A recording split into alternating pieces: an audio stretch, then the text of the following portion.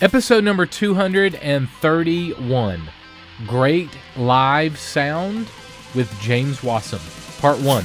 Let's do it. This is the definitive podcast for helping you plan, create, and execute dynamic worship experiences at your church. Useful, practical content in the areas of production, worship, communications, first impressions, and more.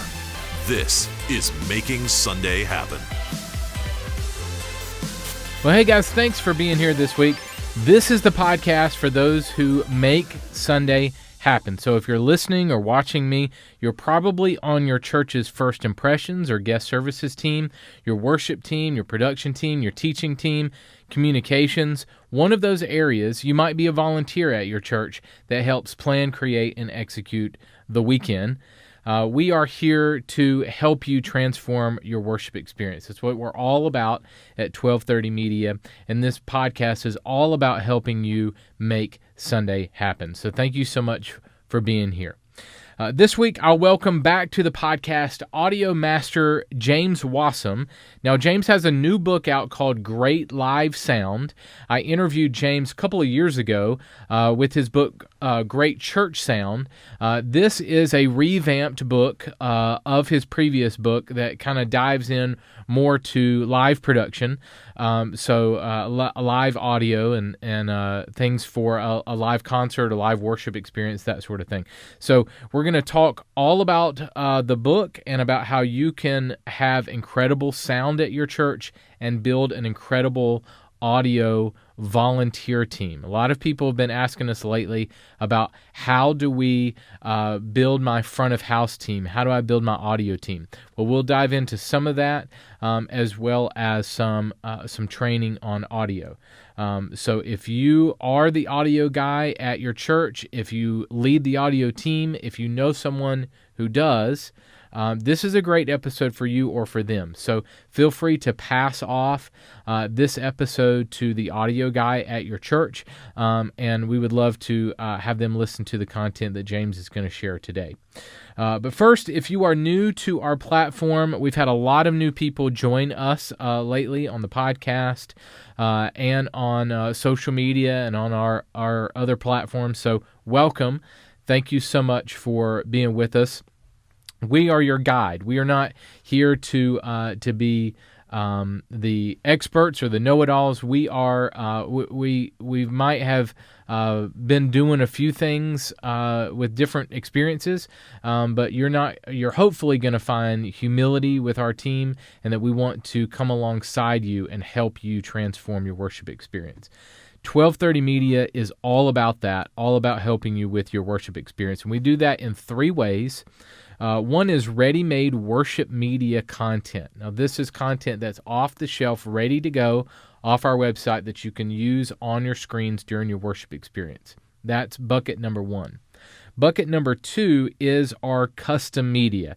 Now, this is made from scratch design and video content for your church. So if you have any design need for any screen, big or small, we are happy to help you with that. So that's social media graphics, that's sermon series designs, announcement slides, anything like that. Also, video from scratch. So we are one of the only companies out there that create media content specifically for the church from a video standpoint. So our team is skilled in motion graphics and video editing and shooting things for you. So we would love to help you in that regard. So if you had any sermon bumper, series trailer, promo video, church announcement video, if you need something for social media, anything like that, testimony videos, sermon clips, or if you need to, your sermon cut out for use during the week, we're happy to do that too. So we serve dozens and dozens of churches and ministries with all kinds of stuff for video. We have several ministries that come to us for lyric media. We've done hundreds of song videos for our friends at Seeds Family Worship and Yancey Ministries and Doorpost Songs and Brad G Music and others. So we would love to help your church with custom media if you had that need. And the third bucket that we serve churches is with our training resources. That's our blog, our podcast, and our training video library on our website. So it's all at 1230.media. You can go to our website there. We would love for you to check us out. And we want to help you reach more people with the gospel. So anything we can do to help you do that through media content and through training to enhance your worship experience, we would love to do that. So before we jump into my conversation with James, here's a little bit from our Director of Worship Media, Trevor Miller, telling you about our ready-made worship media library where you can get access to our entire library, all of it, for only $49 a month. Now, I want to walk this through. One series in a box is $59, okay? Our subscription for the entire library, $49 a month. So it's a real steal. It's a bargain for you. You can load up on sermon series boxes, packs, mini movies, song videos, all kinds of stuff. Hundreds of products in the library ready for you to download, only $49 a month. And we're adding fresh content every single week on the site. So I want you to hear from Trevor, and then we'll dive right into my interview with James Wasem. Check this out.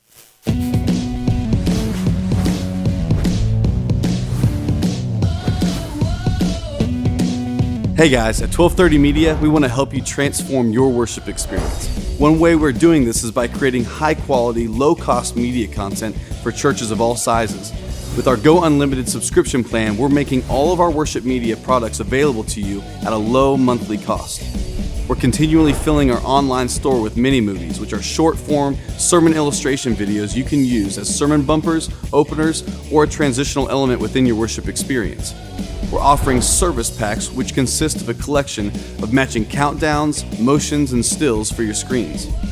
We've got our signature series in a box sermon kits that are packed with everything you need for a successful sermon or event series at your church. We've loaded each box with graphic design elements, their editable Photoshop files, social media squares and banners, and other graphics. We've provided video content with weekly sermon bumpers, trailers, countdowns, and motion graphics. We've also written an entire series curriculum for you as teaching booklets that you can use or adapt for your series. Each booklet contains sermon overviews, outlines, small group discussion questions, even social media post ideas. And we're including our library of ready-to-use song videos perfect for creating memorable moments with your adults, kids, and student worship experience. With our Go Unlimited plan, you can download as many mini movies, service packs, series in a box, or song videos that you want. And we're filling up our store every month with fresh content. Our full library of ready-made worship media content is at your fingertips. Check out our Go Unlimited plan and get started today. Hey guys, my friend James Wasem joins me today. James has spent the last 20 years performing and touring in bands as a drummer, mixing live sound for churches, schools, theaters, and more. He has extensive experience working as an audio systems installer and designer. He's also the author of Great Church Sound, which is a comprehensive guide to how you can have incredible church audio and sound at your church. His new book, Great Live Sound, gives a practical guide to sound techs as well. Fantastic books, both of them. James, welcome to the podcast, man. Thanks for hanging out.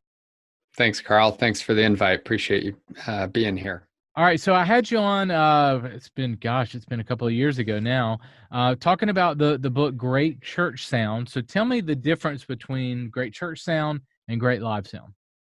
Yeah, so Great Church Sound was born out of kind of this passion project, really, in terms of my needs as a tech team leader, and also just this gap in what was available for volunteers learning how to run the sound system at church.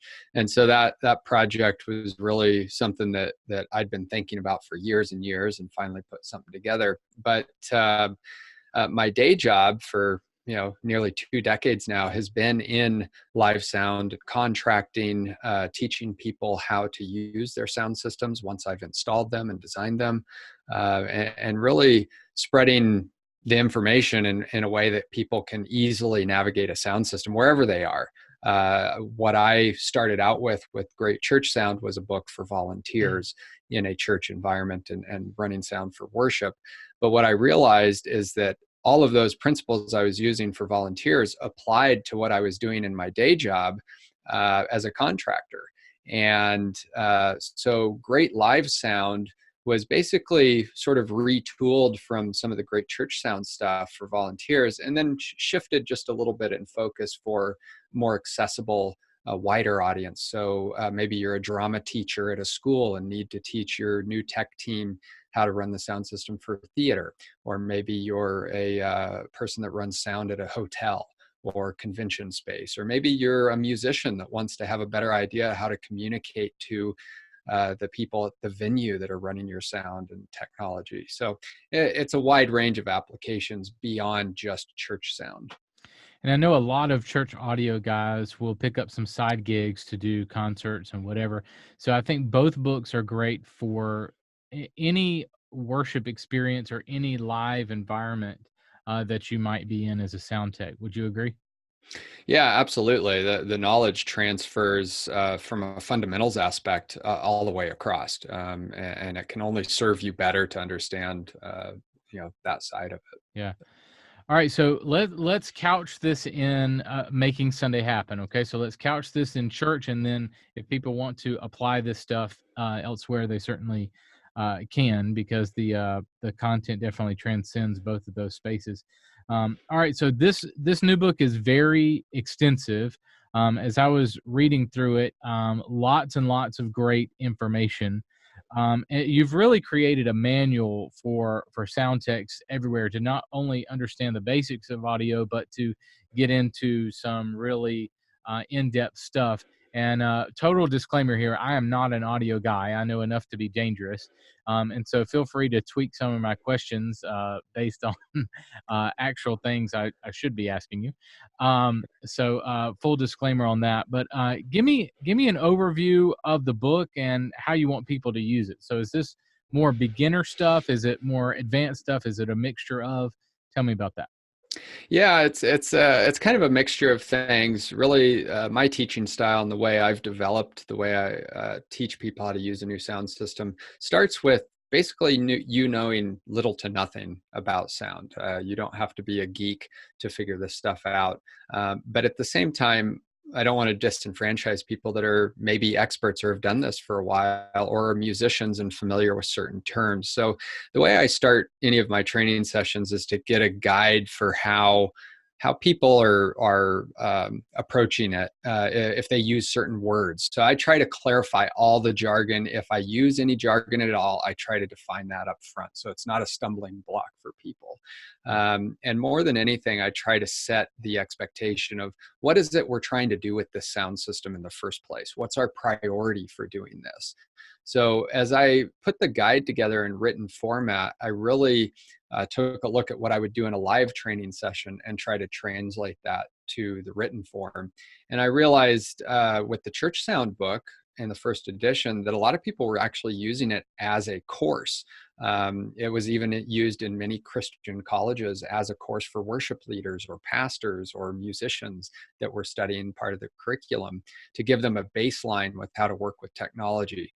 So what I cover, instead of getting into the nuts and bolts of how this console works or that reverb unit works or this piece of technology works from a finite perspective, I provide the overview and discuss the fundamentals of why these things are the way they are and the settings that are universal with all of those products.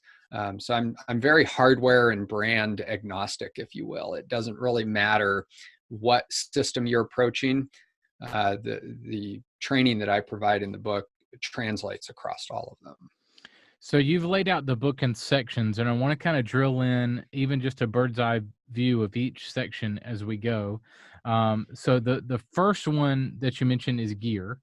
Okay, so you talk about inputs, you talk about audio sources, outputs and sends, effects and processing, several other things. So give me some of the most common mistakes that sound techs make when it comes to their gear, and how would you suggest that they fix them? Yeah, I think one of the biggest things, especially for new sound techs, and I've even run into experienced folks that have problems with this, but it's understanding signal flow or workflow. So when you set up, and you run into this in software too, you can get buried in layers of processing or elements that are in part of the design, and you don't know where to parse it out eventually. So you get stuck in these loops. The same thing happens in the physical audio connections world. So I spend some time talking about gear. I talk about inputs, outputs, auxiliary devices that plug in, what some of the settings and gotchas are with those. I know we'll talk about it in a little bit, but something as simple as using an active direct box or a condenser microphone that requires phantom power. If you don't know what that is, or that it requires phantom power, and you plug it in and it doesn't work, you're kind of fighting yourself trying to chase things around. And I've done it. I've replaced cables. I've replaced other pieces of hardware and power supplies, trying to fix a problem that really wasn't fixable by those things. I just had to turn on the phantom power switch, so understanding even the basics of that is really helpful and saves a lot of time. So I try to spend time really detailing out why these things are important, and how to effectively start to use them and build your system with that in mind. Inputs to outputs. What are a couple of examples of maybe guys that you've coached, maybe some things that they've run into as far as their gear? Yeah, a lot of it has actually come down to cables, even. For anybody that's still using regular stage monitors, which there's plenty of people out there that haven't gone to in-ear monitors or have a 50-50 aspect, that they're using stage monitors, and they're using 1/4-inch speaker cables. One of the things I see people do all the time is use a 1/4-inch cable that's designed for a speaker circuit and try to use it for an electric guitar or a bass guitar or something like that. And that causes all kinds of buzzing or hum and a lot of audio interference issues, because they're two different types of cable. Same connector can plug into the same devices, but totally different infrastructure on the cable. So that's a big one. I had to deal with that early in my career, so I spend some time clarifying that. Another thing is the example I gave with phantom power, especially with active or passive direct boxes. Sometimes it can be tough to tell if a direct box is passive or active. Same with the microphone. They don't stamp it on there necessarily. It says this requires this voltage. It's in the manual somewhere, but not all of them say that. So you kind of got to know what you're dealing with. And sometimes that requires, reading the data sheet. If you need to Google the part number and take a look at what the specifications are. You don't have to get in the weeds too far, but it's helpful to know those parts of your system. And then the next thing that ends up coming up from a signal flow issue is just gain structuring. That's probably the biggest mistake when I walk into a church and they're having problems. That's the biggest thing that they're struggling with, is that gain structure and setting their levels properly, because that signal, when it comes into the board, that's the first adjustment you have once it gets into your sound system. And if that adjustment is not taken care of, you can't fix it anywhere else. So we transition quickly from gear into signal flow and then right into gain structure, talking about how important that is. So you mentioned microphones a little bit. So let's talk about that. So tell me the difference. Let's go beginner, very beginner for a second. So tell me the difference between a dynamic and a condenser mic. Yeah, this is it's an important one. It's actually simple, but we get hung up on it a lot as new volunteers come in. A dynamic microphone does not require any outside power source, so to speak. It's basically the opposite of how a loudspeaker works. So you have a diaphragm, and then the air pushes against that diaphragm and converts that energy into electricity and sound as we know it in our sound system, for the electronics side of it. A condenser microphone requires power to power the electronic circuit in the microphone. They're typically used for more distant miking applications or fine-tuned, high sensitivity environments. We use them a lot in the recording studio, but we use condenser mics a lot for certain instruments, maybe the violin or cello. We use them for choirs. You can have condenser handheld microphones. Just because you don't normally see condensers on, say, a snare drum, doesn't mean you can't use it there. You just need to choose the right microphone for that purpose and make sure it can handle the energy coming off of that source. So we can use them interchangeably a lot of times, but the biggest difference is condensers require phantom power to even function. You won't get any sound out of a condenser in most systems without that power applied. Good. Okay, so I want to kind of do that as we move through the section. So I want to kind of dip in and ask you things about the different sections. And I want to encourage people, and again, this is not a big commercial for your book because I want to really dive into some practical things, but I do want to encourage people to go pick it up because it has a lot of really, really useful information, both for beginners and for advanced people. So one of the things that you deal with in the first section is cable management or organization. And this is one thing that I see a lot. If I'm going backstage or if I'm walking onto the stage, into the back, things like that, that the cable management is just everywhere. I'm tripping over stuff. People aren't taping down their things, that sort of thing. So give me some cable management and organization tips. Yeah, this is actually really important. It's funny. I got one of the Amazon reviews I had a few years ago on the Church Sound book was that I spent too much time telling people to organize their stage. And I kind of had to laugh about that because good organization actually affects your mix. It affects your mindset with how you approach mixing, and will affect the quality that you're able to produce. Because if you're distracted, or if you have a stage management problem or a cable management issue and you can't find things in a timely manner, it will delay your sound check, or it will otherwise compromise the thought and care you have approaching your mix. So cable management, organization is super important for the sound tech. And one of the simple things is showing up early to route your cables, have a clean routing system in mind, coil your cables up underneath mic stands. So if you need to move a mic stand, the cable's already there and able to be uncoiled if it needs to be. And then using gaffer's tape to tape things down, especially over walkways, so people aren't tripping over your cables or accidentally pulling them out of some of the sockets. That's happened a lot with stage monitors, people walking around the stage monitors and they trip over a cable and all of a sudden the monitors stop working. Mm-hmm. So those kinds of things make a big difference. The other thing is the stuff nobody ever sees, which is what's in your gear closet or your hardware cases. If you don't have cable management with Velcro ties or other string that wraps your cables properly, and you go to pull out a new cable to replace the bad one, you're struggling for an extra 30 to 60 seconds just uncoiling and untying the knots in your cables because they're all jumbled together. So those types of things really do impact the mix eventually because they impact your ability to work efficiently. So do you suggest tape, or do you suggest the step flaps where you can walk over them? You know what I'm talking about? Or a mixture of both? Well, I use a mixture of both. It really depends on the applications. Sometimes I don't have access to the steps, or I've used all of them, especially in high traffic environments and especially outside. Those steps with the protective plastic or composite construction are invaluable. I mean, they'll save your cables and everything. I mean, especially for portable churches, I see this a lot where they come on stage and they're rolling gear around and up and over things. And if you just gaff tape your cords down on a walkway, somebody's going to roll a case over it or put a chair leg right down in the middle of your row of cables, and all of a sudden you're dealing with compromised cables. So try to think ahead and have that gear on hand. If you don't have any step covers or anything like that, use gaff tape, tape it down. It's useful for taping up walls if you have to do something overhead temporarily.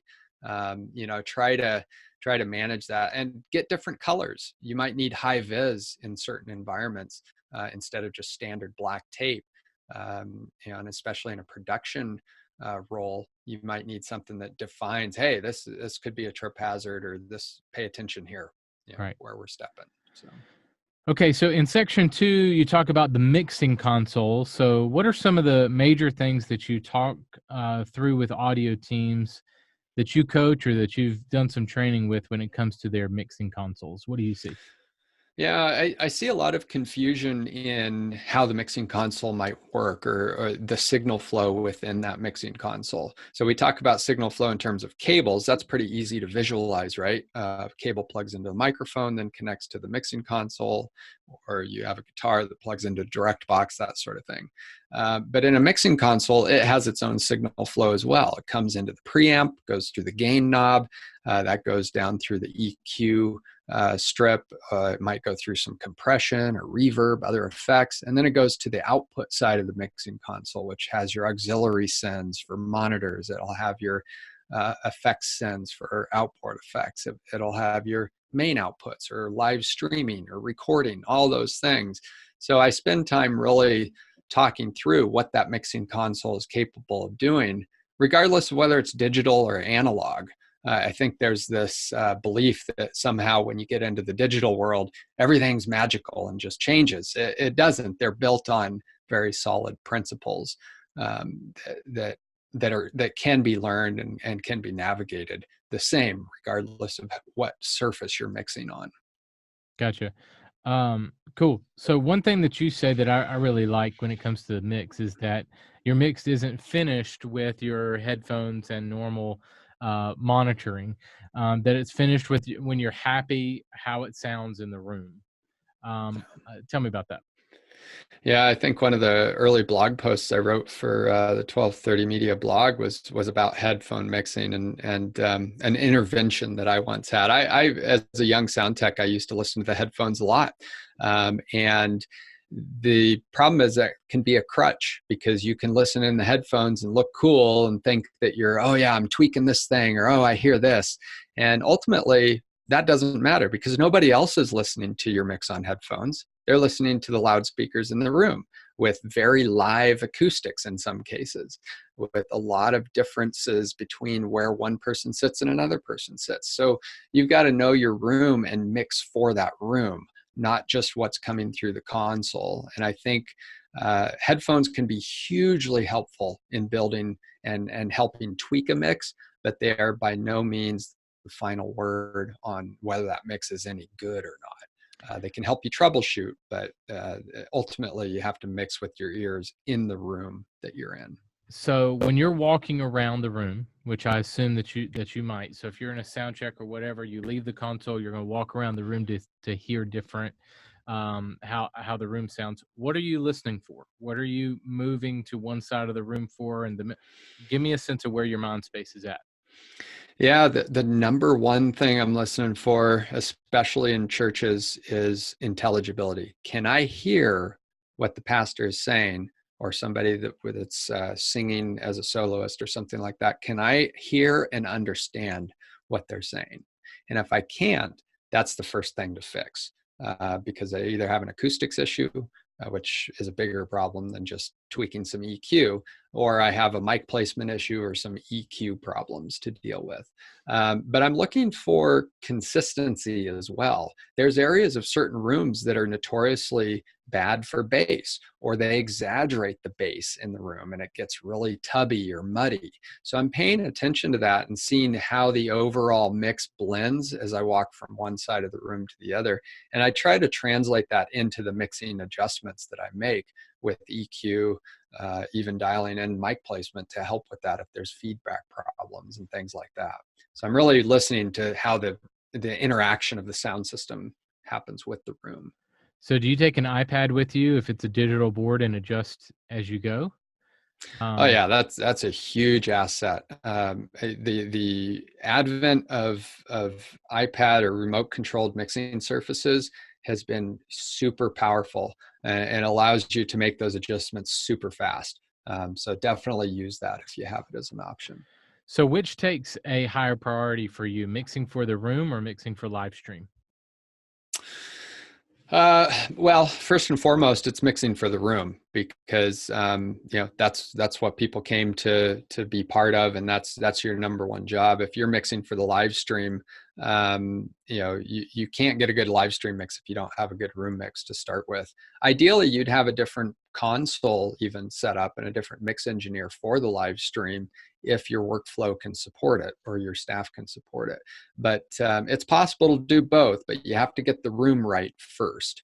My default on live streaming is, if I have to, I'll just put up a room mic in the room and take my feed off of that first, and then add in special elements from the main mix to supplement that room mix in live streaming. So I've asked this question to several audio guys and big churches, small churches all over, and I've only had one answer. One person come back with that they pay more attention to the live stream mix than the room mix, and I think it's just because it's the live. They were almost getting the same, if not more, audience on live stream at multiple campuses. There maybe some international reach or something like that, and so they're paying a little bit more attention there. But I always find that question interesting, and the answer interesting. Which one is more important? Because I think a lot of times I've been in situations where either there might be a traditional and a contemporary setting, and the pastor is not in the setting, and so they're watching it the week of, or worship leaders watching it week of, and they hear something in a live stream that they don't like, and so they're trying to tweak the mix based on the live stream. And so I've heard the audio guy, and there's friction there, the audio guy say, well, it was much different in the room. Here's what I was trying to solve in the room. Tell me about any situations like that you've dealt with. Yeah, that's pretty common, actually. One church I went to a satellite campus. I'd been to the main church campus for a while, and then I knew that they had a satellite. So I actually went to the remote satellite location for a Sunday service one time, just to see what the difference was between the main room and then the satellite room that got the live stream mix. And it was really interesting. What's telling is that the mix from the music side of things was actually really good.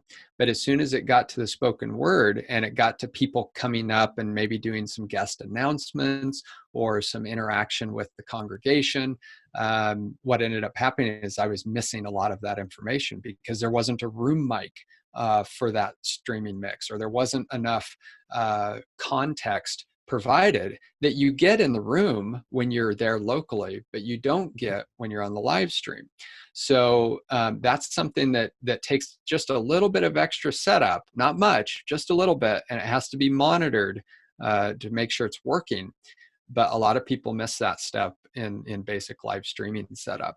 And that's where it's helpful to have a second person monitoring that and helping mix that in if your workflow supports it. But that's the biggest thing I see with live streaming. I think otherwise, the biggest thing is not compressing your live stream output, because what ends up happening is if you just take a feed off the board, the dynamic range, you're going to have really loud volumes and really soft volumes. And when you're listening on a mobile device, especially, or a computer or whatever, there's things on the quiet end of that spectrum that you can't hear on the live stream, but you can hear just fine in the local listening area. The congregation can hear it just fine. So putting a compressor on there and really dialing in that dynamic range helps immensely on the live stream.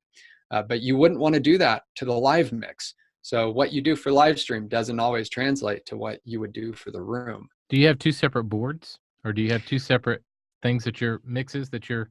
Yeah, the best way to do it is doing it that way if you can. I know some people use digital consoles and then they'll send a Dante or other digital audio feed down to another work desk location and use even a digital audio workstation like Logic Pro or Pro Tools or whatever, and use that as their mixer for the live stream. Other people will do, if you're using analog type stuff, you might do a splitter for all of your inputs, and those might, one half goes to the live board and the other half goes to the streaming board. You can absolutely do it with one board, especially if you have matrix outputs. The simplest way to run your live stream, if you have one board, is to take all your inputs, do a mix, send it over to another console or an outboard gear, mix in a room mic that you get your just natural room ambiance, and then compress it and send that into your computer. And you can get a little 2-channel or 4-channel mixer for $100. And then there's your dedicated live streaming kind of sub mix and you run that in, mix it in with the room mic, compress it, and it's done. So that's the simplest and cheapest way to help with your mixing for live stream. The show notes for this episode are available now at makingsundayhappen.com.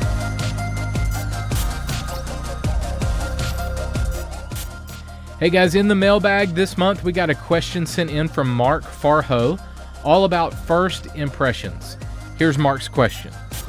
Hey Carl, thanks for everything you do to help make Sunday happen at all of our churches. Really appreciate you. And my question today is, how can we encourage our first impressions of volunteers and staff to really focus on first-time visitors rather than talking to one another?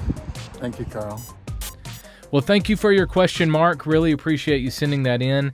And we do not have the kind of snow that you apparently do here in South Carolina. So God bless you, brother, for braving the elements to send in your question there. Okay, how can we encourage our first impression staff and volunteers to focus on guests? Great question. We obviously don't want them huddling up with each other and clicking up and then not serving our guests well. So completely understand where you're coming from there. So let me give you a couple of suggestions here that might work in your context. Okay, so these are just ideas to try. Okay, number one, I would make sure that you have job descriptions for each role on your team so that each person knows what they're responsible for. Okay, so put your processes and systems in place first. Make sure that that is clear what you're asking them to do so that when you're course correcting gently and kindly, they have something to refer to. And you have something to refer to that, hey, this is the role of this position, and then you can cast vision. You have something to cast vision on what that role should look like. So if you're moving them or whatever, you have that as a something to fall back on as your base for why you're doing that. Okay, so make sure you have job descriptions. Number two, I would spread out the positions, meaning if you're seeing a group of your team congregating together at one door, for instance, try creating new positions to spread out your team. So put one person on a golf cart picking up people in the parking lot. Put one person at each entrance door. Put people in the lobby serving as greeters sporadically in the lobby area. So the idea here is to split up your team where it's not as easy for them to congregate together. Okay, so separate them nicely. Okay, and also too, and it will help guests, because if a guest walks in and they're bombarded with three people, hey, how you doing? Here's a bulletin. Hey, how you doing? Here you go. It's like, who do I take the bulletin from? Okay. It can be very overwhelming. So if you spread people out, then people have the sense of, man, they're friendly everywhere. I was spoken to in the parking lot. I was spoken to at the door. I was spoken to at the lobby. I was spoken to at the door into the worship experience. I was met in the aisle going to my seat. So you see, every step of the way in that journey to their seat, they're getting talked to by someone instead of just two or three people bombarding them at the door. Okay, so split up your team nicely. Okay, number three, I would continue to cast vision for why your team is doing what they're doing. Okay, so your first impressions team is the front line of people, or for people rather, coming into your doors. So you want to continually cast vision for the importance of welcoming first-time guests. Okay, this kind of matches with your job description. Okay, so during your huddles and whatever, you can kind of explain the things that I just explained. We want them to experience kindness and the love of our church at every step on the journey. So that's why I'm putting one of you in the parking lot, and one of you at this door, and one of you in the lobby, and one of you at this door, and one of you in the aisle, because we want to spread out the love, and we want them to feel loved and cared for all the way in. So if they're bombarded at the door, they might feel the kindness and the welcoming, but it might be a sudden jerk for them. And so the vision for this team is for people to feel that along the way. So cast that vision to your team so that they understand that. So in huddles and emails and your Facebook group, online and wherever you're communicating with your team, planning center, wherever, continue to cast vision for them so that they know that. Okay? All right, and then here's my last suggestion for you. I would remind your team of why they are serving. Okay? So you could find a person who was a first-time guest a few months ago and have that person come and talk to your team. So if you have a huddle, maybe 30 minutes, 45 minutes before the doors open, so to speak, at your worship experience, you can have someone come and talk to your team for 5 or 10 minutes, okay? And what you want to do is prep this person before they're going to talk to your team. So you want to give them some talking points maybe. Not that you're sharing their testimony for them, but you want to kind of prep them as to what you want your team to hear. Okay, so you want this person to tell them how important it was that they encountered several people at points along the way, from their car to their seat. How they were met with greetings along the way. And that what made the biggest impact is when your team wasn't focused on each other as much, but were focused on the visitor. Okay? So you can tell this person that's sharing the testimony to your team, you can say, what was the biggest impact? And have them share that honestly.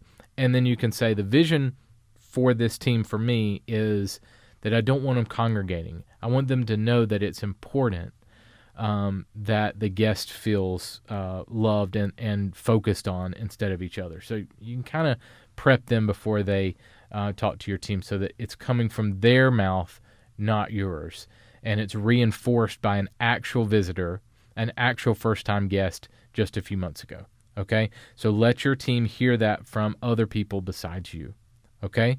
So job descriptions, spread out your team, cast vision, and remind your team of why they're serving. Okay? Now, so I haven't arrived here. These are just ideas that you can try in your context. So I hope they help you, Mark. Thank you so much for sending in your question. Really appreciate it. Just like Mark, if you have a question that you would like to send in, you can go to makingsundayhappen.com/mailbag. I'm going to give you a free production team handbook.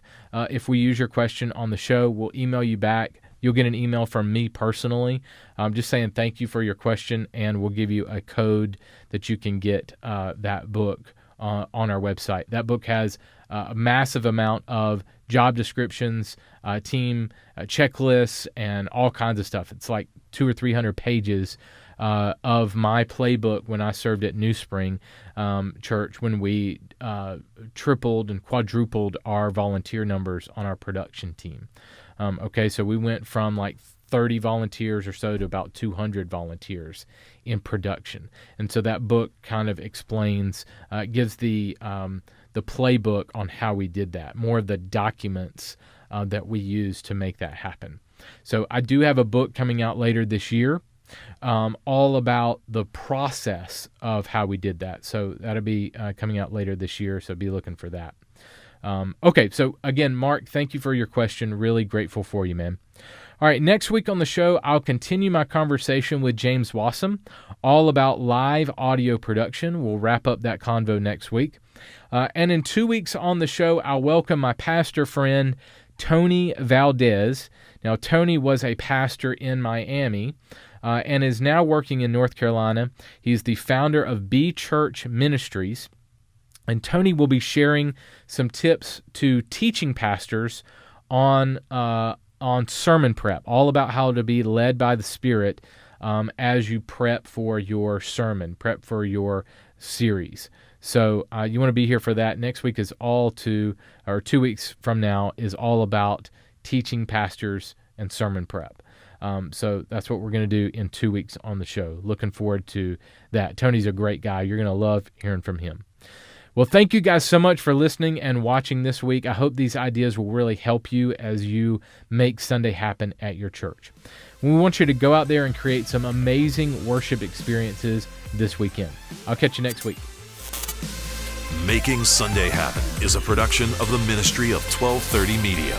For show notes, archive episodes, and more free resources for your church, visit MakingSundayHappen.com.